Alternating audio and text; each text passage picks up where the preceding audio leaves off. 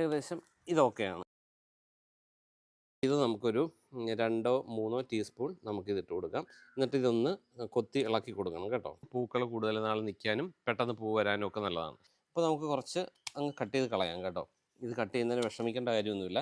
സ്പ്രെയറിലാക്കിയിട്ട് അത് നല്ല രീതിയിൽ സ്പ്രേ ചെയ്ത് കൊടുക്കും. ഹായ് ഫ്രണ്ട്സ്, ഞാൻ Deepanappan. Welcome to our channel. ഇപ്പോൾ ഏത് വീട്ടിൽ എവിടെ നോക്കിയാലും ഈ ബൊഗൈൻവില്ലയുടെ ആ വസന്തമാണല്ലേ, ബൊഗൈൻവില്ല ആയിരിക്കും എല്ലായിടും ഉള്ളത്.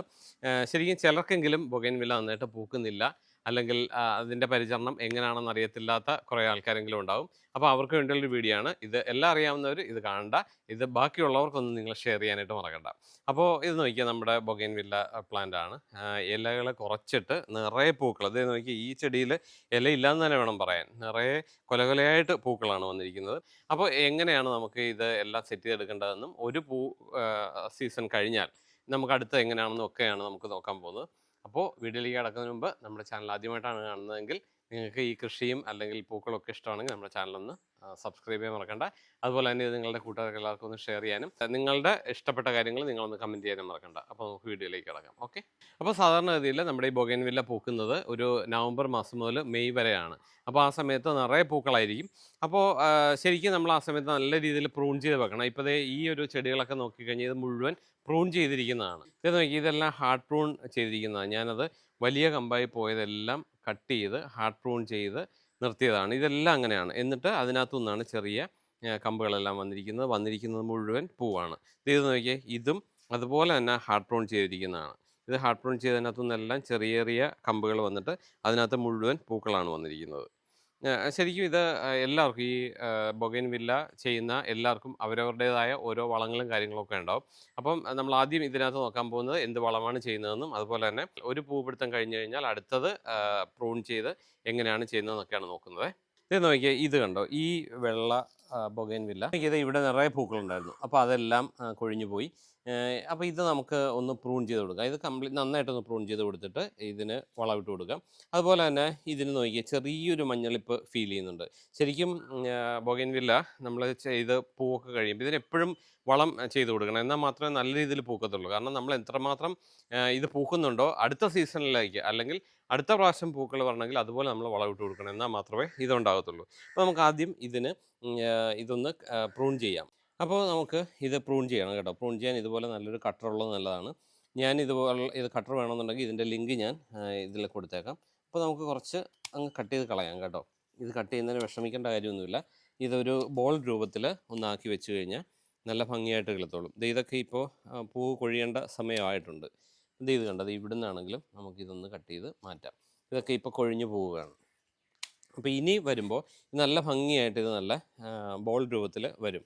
അപ്പോൾ ഇത് ചെയ്ത് കഴിഞ്ഞ് നമുക്ക് കുറച്ച് വളം ഇട്ട് കൊടുക്കണേ. അപ്പോൾ നമുക്ക് ശരിക്കും ജൈവവളം ഇതിനിട്ട് കൊടുക്കണം. ഇപ്പോൾ എല്ലാവരും രാസവളത്തെക്കുറിച്ച് മാത്രമാണ് പറയുന്നത്. രാസവളം അത്യാവശ്യമാണ്, പൂക്കാനും നല്ല ഭംഗിയായിട്ട് നിൽക്കാനും ഒക്കെ രാസവളം അത്യാവശ്യം. പക്ഷേ ജൈവവളം നമ്മൾ കൊടുത്താൽ മാത്രമേ മണ്ണിൽ ജൈവാംശം നിലനിൽക്കുകയും അതുപോലെ തന്നെ ഒരു ലോങ് ലൈഫ് ചെടിക്ക് കിട്ടണമെങ്കിൽ ജൈവവളം നമ്മൾ കൊടുക്കണം. അപ്പോൾ അതിന് ഞാൻ കൊടുക്കുന്നത് ഈ ഒരു കൂട്ട് വളമാണ് കേട്ടോ. ഇതിനകത്ത് നമ്മുടെ എല്ലുപൊടി, വേപ്പിപ്പിണ്ണാക്ക്, പിന്നെ ലെതർമീലുണ്ട്, അതുപോലുള്ള കുറേ ഏകദേശം ഒരു 10ഓളം വളങ്ങൾ ചേർന്നിട്ടുള്ള ഒരു വളക്കൂട്ടാണ്. അപ്പോൾ ഇത് ഞാൻ എല്ലാ മാസവും ഞാനൊരു 3-4 ടീസ്പൂണെങ്കിലും ചെടിക്ക് ഇട്ട് കൊടുക്കാറുണ്ട്. അത് ചെടിയുടെ വലിപ്പം അനുസരിച്ച് നമ്മളത് ഇട്ട് കൊടുക്കും. അപ്പോൾ ഇത് മസ്റ്റായിട്ട് ഇട്ട് കൊടുക്കണം. അപ്പോൾ പതുക്കെ ചെടി വളം വലിച്ചെടുക്കുകയും ചെടി നല്ല ആരോഗ്യത്തോടുകൂടി വളരുകയും ചെയ്യും. നമ്മൾ ബാക്കി രാസവളമൊക്കെ ഇട്ട് കൊടുക്കുന്നത് ചെടിയിൽ പെട്ടെന്ന് പൂക്കാനും ഒക്കെയാണ്. അപ്പോൾ ഇത് ചെടിയുടെ ആരോഗ്യത്തിന് ഇത് അത്യാവശ്യമാണ്. ഇതില്ലാന്നുണ്ടെങ്കിൽ നമുക്ക് ചെടി അത്ര കണ്ട് ആരോഗ്യത്തോടുകൂടി നിൽക്കത്തില്ല. ഇപ്പോൾ ഇത് നമുക്കൊരു 2-3 ടീസ്പൂൺ നമുക്കിതിട്ട് കൊടുക്കാം. എന്നിട്ട് ഇതൊന്ന് കൊത്തി ഇളക്കി കൊടുക്കണം കേട്ടോ. എന്നിട്ട് നമുക്കിതുപോലെ ഒരു കൈ കൊണ്ട് നമുക്കിതൊന്ന് ഇളക്കി കൊടുക്കാം. അപ്പോൾ ഇതിൻ്റെയൊക്കെ ലിങ്ക് ഞാൻ ഇപ്പോൾ കൊടുത്തേക്കാം കേട്ടോ. അപ്പോൾ ഇത് പലർക്കും ഇതൊക്കെ ആവശ്യം, നമ്മുടെ ഗാർഡനിൽ ആവശ്യമുള്ളതാണ്. മഞ്ഞളിപ്പ് ഉള്ള കാര്യം പറഞ്ഞു. അതുപോലെ തന്നെ പൂക്കൾ ഒത്തിരി നാൾ നിൽക്കാനും ഒക്കെ നമ്മുടെ ഈ ഒരു എപ്സം സോൾട്ട് നല്ലതാണ് കേട്ടോ. ഇതാണ് എപ്സം സോൾട്ട് എന്ന് പറയുന്നത്. ഇത് മഗ്നീഷ്യം സൾഫേറ്റ് ആണ്. ഇത് ചെടിയുടെ ഇലയുടെ സെൽവോളുകൾ അല്ലെങ്കിൽ പൂവിൻ്റെയൊക്കെ സെൽവോളൊക്കെ നല്ല ഭംഗിയായിട്ട് നിൽക്കാനും നല്ല ആരോഗ്യത്തോടുകൂടി ചെടി വളരാനും പൂക്കൾ കൂടുതൽ നാൾ നിൽക്കാനും പെട്ടെന്ന് പൂ വരാനും ഒക്കെ നല്ലതാണ്. അപ്പോൾ ഈ എപ്സം സോൾട്ട് നമ്മൾ ഇട്ട് കൊടുക്കണം. ഇത് ശരിക്കും പൂ വരാനായിട്ടുള്ളതല്ല, പക്ഷേ പൂക്കൾ കൂടുതൽ നാൾ നിൽക്കാനും അതായത് ചെടി ആരോഗ്യത്തോടെ നിൽക്കാനും ഒക്കെ ഈ എപ്സം സോൾട്ട് നല്ലതാണ്. അപ്പോൾ ഇതൊരു ചെറിയ ഒരു ടീസ്പൂൺ ഉണ്ടെങ്കിൽ, ഞാനിപ്പോൾ കൈ കൊണ്ട് എടുത്തതേ ഉള്ളൂ, നിങ്ങളിങ്ങനെ കൈകൊണ്ട് എടുക്കേണ്ട, ഒരു ചെറിയ ടീസ്പൂണിൽ എടുത്താൽ മതി. ഇത് 1 ടീസ്പൂൺ ഈ ചെടിയുടെ ചുവട്ടിൽ ഇട്ട് കൊടുക്കാം. ഇത് ഇങ്ങനെ ഇടുന്നില്ല എങ്കിൽ നമ്മൾ 1 ലിറ്റർ വെള്ളത്തിൽ ഇതൊരു ടീസ്പൂൺ ഇട്ട് വെള്ളത്തിലാക്കി ഒഴിച്ചു കൊടുത്താലും മതി. അപ്പോൾ ഈ പ്രൂൺ ചെയ്യുമ്പം ഈ ബാക്കിയുള്ള പൂക്കളെല്ലാം ഒന്ന് കട്ട് ചെയ്ത് കളഞ്ഞേക്ക് കേട്ടോ.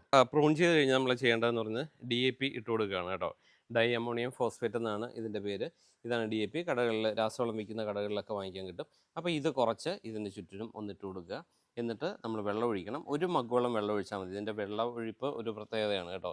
കാരണം ഒത്തിരി കവിഞ്ഞ് കൂടിയൊന്നും ഒഴിക്കേണ്ട. രാവിലെ ഞാൻ ചെയ്യുന്ന അങ്ങനെയാണ്, രാവിലെ ഇതിന് വെള്ളം ഒഴിക്കും. അപ്പോൾ രാവിലെ വെള്ളം ഒഴിക്കുമ്പോൾ 1 മഗ്ഗോളം വെള്ളം ഒഴിക്കുക, അത്രയും മതി. ഏത് വളം ഇട്ടാലും രാസവളമാണെങ്കിലും ജൈവവളമാണെങ്കിലും ഇട്ട് കഴിഞ്ഞാൽ അന്നേരം തന്നെ വെള്ളം ഒഴിക്കാൻ മറക്കരുത്. അപ്പോൾ അതത്രേ ഉള്ളൂ. ഇനിയിപ്പോൾ നമ്മൾ ചെയ്യുന്നത് ഈ ഒരു ചട്ടി കണ്ടോ, ഇത് കണ്ടോ, ഈ ചെടി കണ്ടോ, ഇത് ശരിക്കും ചെറിയ ചട്ടിയിലാണ് നിൽക്കുന്നത്. അതൊന്ന് വലിയ ചട്ടിയിലേക്ക് മാറ്റണം. കാരണം ഇത് ഒരു ചെറിയ കാറ്റ് കൊണ്ടാൽ തന്നെ ഇതങ്ങ് മറിഞ്ഞു പോകും. ഇപ്പം നിറയെ പൂക്കളൊക്കെ ആയി കഴിയുമ്പം അത് പ്രശ്നമാണ്.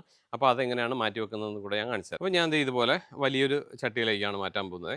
അപ്പോൾ അത് നമ്മൾ മാറ്റുമ്പോൾ എപ്പോഴും അതിൻ്റെ ഡ്രെയിനേജ് ഹോള്, വെള്ളം പോകാനുള്ള ഹോളൊക്കെ കറക്റ്റാണോ എന്നുള്ളത് നോക്കിക്കോണം.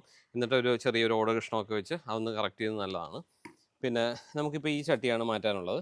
അപ്പോൾ ആദ്യം ഞാൻ പോട്ടി മിക്സ് എടുത്തിട്ടുണ്ട്. ഇതാണ് നമ്മുടെ പോട്ടി മിക്സ്. ഇത് നമ്മുടെ കയ്യിലിപ്പോൾ സെയിലിനായിട്ടുള്ളതാണ് കേട്ടോ. ഇതിനകത്തിപ്പോൾ വരുന്നത് നമ്മുടെ മണ്ണ്, മെയിനായിട്ട് പൂഴി മണ്ണ് വരുന്നുണ്ട്. പിന്നെ ചാണകപ്പൊടി, ചകിരിച്ചോറ്, വേപ്പിൻ പിണ്ണാക്ക്, അങ്ങനെ കൂട്ടോളം നമ്മൾ ചേർത്തിട്ടുണ്ട്. പിന്നെ പെർലൈറ്റ്, അതാണ് ഈ വെളുത്ത് കിടക്കുന്നത്. അപ്പോൾ ഇതെല്ലാം കൂടുതൽ മണ്ണ് കട്ടിയാകാതിരിക്കാനും ഒക്കെ ഈ പെർലൈറ്റ് നല്ലതാണ്. അപ്പോൾ അത്യാവശ്യം നല്ലൊരു പോട്ടി മിക്സാണ് കേട്ടോ. ഇത് എല്ലാവരും വാങ്ങിക്കുന്നുണ്ട്. അപ്പോൾ ഇത് നമുക്ക് കുറച്ചിട്ട് കൊടുക്കാം.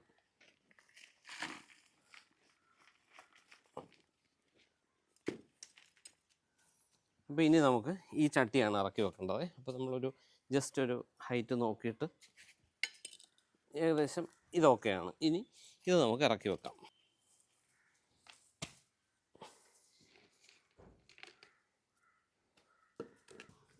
അപ്പോൾ ഇതിൻ്റെ മണ്ണൊന്നും പ്രത്യേകിച്ച് കളയണമെന്നില്ല കേട്ടോ. ഞാനങ്ങനെ കളയാറില്ല.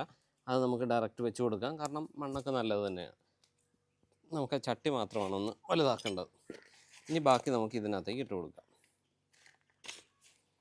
അപ്പോൾ ഇതിൻ്റെ എല്ലാം ലിങ്ക് പൊന്നപ്പൻ.in എന്നുള്ള വെബ്സൈറ്റിലൂടെ നിങ്ങൾക്ക് ഇത് വേണമെങ്കിൽ വാങ്ങിക്കാം കേട്ടോ. ഞാൻ അതിൻ്റെ ലിങ്ക് താഴെ കൊടുത്തേക്കാം.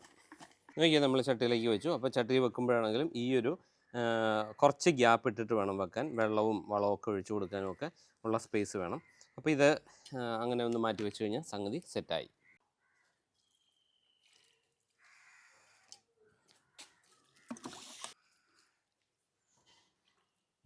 വിലയ്ക്ക് നല്ല വെയിൽ വേണം. അപ്പോൾ നല്ല വെയിലത്ത് നിന്നാൽ മാത്രമേ നല്ല രീതിയിൽ പൂവുണ്ടാകത്തുള്ളൂ കേട്ടോ. അപ്പോൾ ഇത് ഒക്കെ നമ്മുടെ ഒരു പ്രാവശ്യം കൊഴിഞ്ഞിട്ടുള്ള രണ്ടാമത് പൂവാകുന്നതാണ് കേട്ടോ ഇത്. അപ്പോൾ ഞാൻ അതിന് ചെയ്തു കൊടുക്കുന്നൊരു സ്പ്രേ എന്ന് പറയുന്നത് പൊട്ടാസ്യം നൈട്രേറ്റ് ആണ്. അത് വളം വിൽക്കുന്ന കടകളിൽ ചെന്ന് ചോദിച്ചു കഴിഞ്ഞാൽ കിട്ടും. അപ്പം പൊട്ടാസ്യം നൈട്രേറ്റിൽ ഏറ്റവും കൂടുതൽ പൊട്ടാസ്യമാണ് അടങ്ങിയിരിക്കുന്നത്. അതുപോലെ തന്നെ നൈട്രജൻ വളരെ ചെറിയൊരു അളവിലേ ഉള്ളൂ. അപ്പോൾ അത് ഞാൻ ഇതുപോലെ സ്പ്രേയറിലാക്കിയിട്ട് അത് നല്ല രീതിയിൽ സ്പ്രേ ചെയ്ത് കൊടുക്കും. അപ്പോൾ ഇലയുടെ അടിയിലും മുകളിലും ഒക്കെ ആയിട്ട് നന്നായിട്ടൊന്ന് സ്പ്രേ ചെയ്ത് കൊടുക്കുവേ. അപ്പോൾ നല്ല ഭംഗിയായിട്ട് നല്ല അടിപൊളിയായിട്ട് പൂക്കാനായിട്ട് നല്ലതാണ്. പൊട്ടാസ്യമാണ് പൂക്കാൻ ഏറ്റവും നല്ലത്. അപ്പോൾ അത് നമ്മളൊന്ന് സ്പ്രേ ചെയ്ത് കൊടുക്കണം. ഇത് സ്പ്രേ ചെയ്യുന്നതാണ്, ചെടിയുടെ ചുവട്ടിൽ ഒഴിച്ചു കൊടുക്കുന്നതല്ല. അപ്പോൾ ഇതുപോലൊരു സ്പ്രെയറും കൂടെ ഉണ്ടെങ്കിൽ അത്യാവശ്യം നമുക്ക് ഒരു പ്രാവശ്യം ഒന്ന് ഫില്ല് ചെയ്ത് കഴിഞ്ഞാൽ നല്ല ഭംഗിയായിട്ട് എല്ലാത്തിനും അടിച്ചു കൊടുക്കാനായിട്ട് പറ്റും. അപ്പോൾ ഇത് 5 ലിറ്ററിൻ്റെ സ്പ്രെയറാണ് കേട്ടോ. അപ്പോൾ ഇതുപോലുള്ള സ്പ്രെയറൊക്കെ ഉണ്ടെങ്കിൽ അത്യാവശ്യം നല്ലതാണ്. അപ്പോൾ ഇതൊക്കെ ഒന്ന് ചെയ്ത് നോക്കുക. അപ്പോൾ ഇങ്ങനെ എല്ലാം ചെയ്ത് നോക്കുക. അപ്പോൾ ഈ പറഞ്ഞ വളങ്ങളെല്ലാം ഒരുമിച്ച് തന്നെ ഇടാം കേട്ടോ.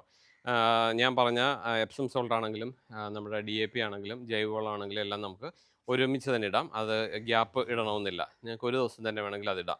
എല്ലാവരുടെയും ഒരു ഡൗട്ടാണ് ഇത് എത്ര കഴിഞ്ഞിടണമെന്ന്.